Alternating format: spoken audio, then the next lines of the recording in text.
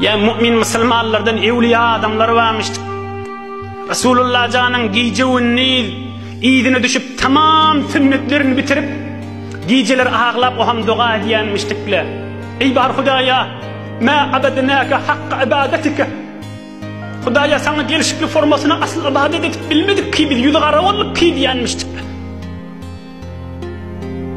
Edeplerini riayet etişini öden Müslümançılığımızdan, Müslüman adam kıbla kaşın ayağını da dana Allah Teala edip koyduğumuz olsun deyip son Huday Teala'ga ibadet edilen mescidlerin merkezi olansan, başı olansan, hac edilen yeri olansan, taşından aylanılan yeri olansan, her yurtta da olsan Müslüman adam Kabe kaşın ayağını da dana da Huday'ın azamatının beraberine hürmet koyduğum olsun deyip. Ya mümin Müslüman adamlar Kur'an-ı Kerim'in üstünde hiç zat koymayalım. Kur'an-ı Kerim'i en büyük yerde koyuyor Allah'ın kelamı ve Huday'ın azamatının beraberine edip koyduğumuz olsun deyip. Mümin Müslüman adamlar namaz okuyup tukat devrevun ve demek haram. Devrevun ve demek öyle icazı vermiyor. Ne deyip Allah Teala bilen münacat etip tukan Huday'ın azamatının beraberine bir edepçilik edamayın deyip. Müslüman adam dua edenini edip bilen, hürmet bilen ikilini götürüp çık. Huday Teala'nı imtihan etmek niyetini bulmanı.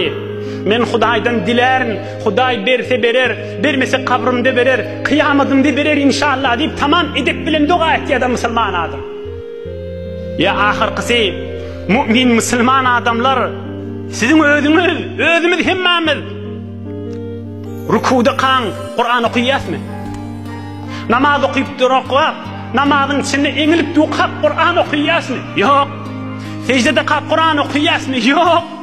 Otuy kalk Kur'an okuyas mı? Yok. Allah Teala'nın azamatının beraberine huzurda durak, tamam edip bilen dik durup okuyayım Huday'ın kelamını deyip, Huday'ın azamatının beraberine edip koyduğumuz olsun. Huday'ın kelamını tamam hürmet bilen okuyduğumuz olsun deyip, fakat dik durak okuymalı çıktır Allah Teala.